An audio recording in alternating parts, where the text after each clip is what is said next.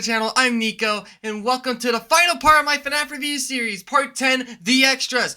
And in this video, I'm going to actually be giving you, this is going to be special, and now it's time to make the content unhidden, and I'm going to tell you what the content of this extras video is, as I'm actually going to be telling you guys my opinion on some of the Fnaf spin-off games, and of course, giving you guys some of my history with the game. As you all may know, of course, that I've been a fan and a part of the Fnaf community since 2014 when the first game came out.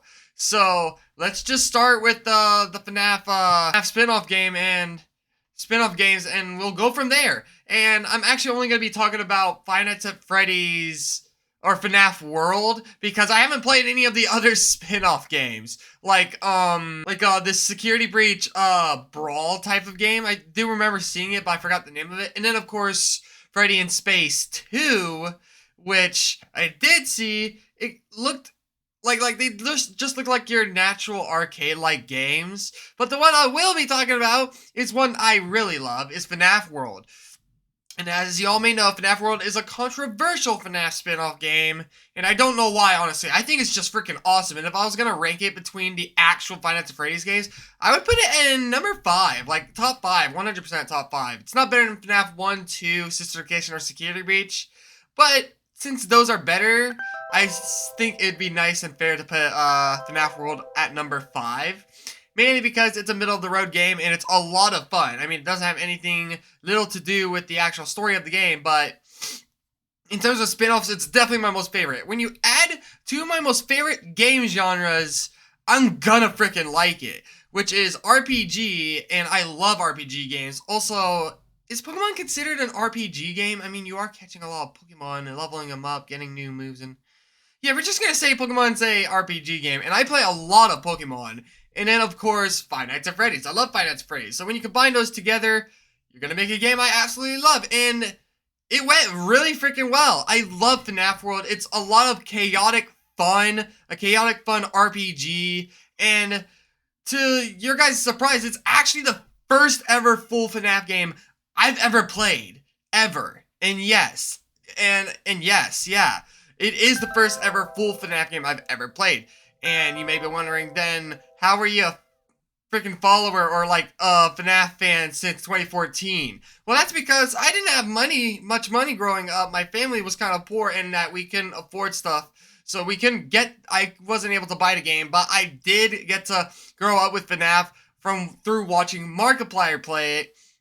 And then eventually in middle school, when Fnaf World came out, me and my friends in my language arts class found out how to actually download Fnaf World onto the PC, and yeah, it was the first full Fnaf fan game, or first ever full Fnaf game I've ever played, even though it was a spin-off, but I loved it. Any chance I could get to play it in class, I would absolutely play it. It was the first game I ever got to play a lot of, finish the game, try to get all the other endings, and of course become a pro at it, yeah. So, soon after this, though, we were able to get Five Nights at Freddy's 1 on the main computer in the language arts class. And then my friend Noah, in the other class, in the science classroom, he was able to get Five Nights at Freddy's 2 on that one. So I was able to play Five Nights at Freddy's 2 and 1 and Fnaf World when I was in around middle school. But, yeah, up until that point, though, I wasn't able to play any of the Fnaf games. I did play the demos, which is why I'm saying Fnaf World's the first ever full Fnaf game I ever played. But before that was obviously all the demos, like Fnaf's 1 through 4. I actually beat all of them but 4 because 1, I didn't know what I was doing, and 2, I was actually terrified to play the game because it's the scariest Fnaf game, and this was around the time when I was still kind of freaked out of Fnaf. Like, the first time I ever watched Fnaf was when I was watching Markiplier play it, and just Bonnie showing up in the doorway scared the living crap out of me, and I showed my little sister all scared. She wasn't for some reason, and I was like, okay, I guess I'll watch through this guy, and it just took off from there. I became a huge fan since then, and have never gave up on the series since. Now, a lot of people can say, at this point, they're just drawing it on, just sapping it dry. I think they're still doing a great job making new Fnaf games, so you guys shut your mouths. Fnaf is one of the best, if not the best, best horror series franchises of all time. And that kind of seemed like a discombobulated answer because I was discombobulated there. Crap, I'm making mistakes. Anyways, though, yeah. But I was the most excited about FNAF 3's demo because that one had the most nights, being 3. Which I like more nights in my games because all the demos only have 2 nights. Anyways, though, yeah, I grew up with FNAF from the very beginning, played some of the demos until middle school, where I was able to play FNAF World, then eventually FNAF 1 and 2 at school. And then a few years later, when FNAF VR came out, when I met my friend and we went to his apartment. We had a PS4, and we got a virtual reality helmet and actually played FNAF VR in virtual reality on our PlayStation. So it was a lot of fun. It was the next big FNAF. It was actually the very first, or well, I would say like the third main FNAF game I've ever played. Or, well, at least the first ever full FNAF game I played that's not at school. Yeah, there we go. That's more like it.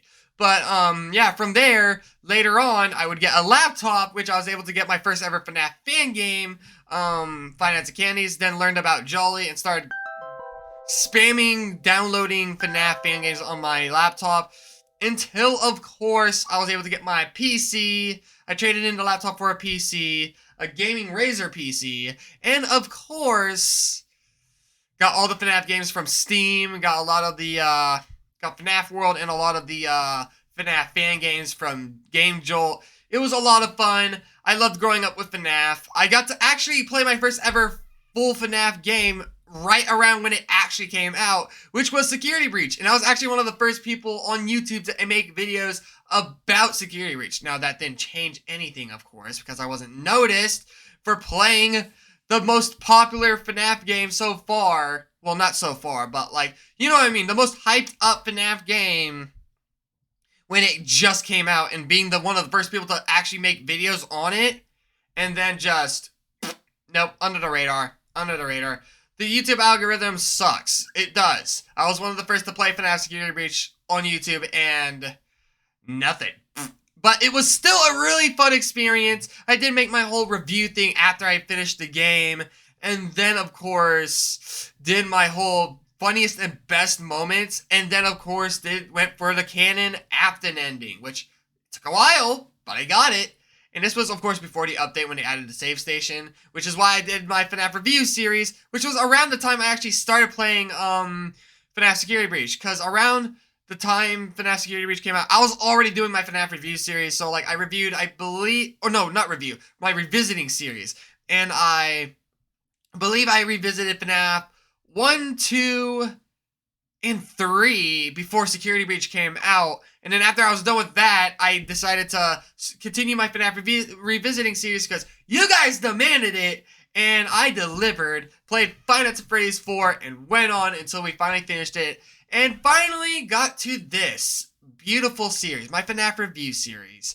And may I just say, I love what Security Breach did, setting the stage for a Chapter 2 of FNAF stories, games, and lore that will be puzzling together until 2028. I want to thank Scott Cawthon for making this game. I wouldn't be the same without growing up with Five Nights at Freddy's. It is truly a magnificent game. It's my most favorite game franchise of all time. I hope the family's doing well, Scott. You deserve all the credit. You are amazing. I hope Steelwool Studios continues to give your game a good name, because Security Breach is one of my personal favorite FNAF games of all time. And of course, we got new FNAF content coming around soon, like the Ruin DLC for FNAF Security Breach should be coming out this year, hopefully, because the beta's already now out. The game's now a beta. And then, of course, we have the FNAF movie coming out this Halloween. So yeah, it's gonna be another great year for FNAF. I hope the movie's good. I hope the Ruin DLC is good. I can't wait to get that, being one of the first people to play it. And of course, see the movie. I'm really excited for what this game is gonna be becoming in the future. And I just want to say, of course, that I'm so glad Five Nights at Freddy's got to thrive the way that it did. The large community, the FNAF community it created, all the FNAF fan games, the songs, the art, everything, the legacy of FNAF has become so legendary and has changed the horror genre in 2014 when Five Nights at Freddy's first aired. It changed up the formula on top of its head. It was amazing. It changed everything.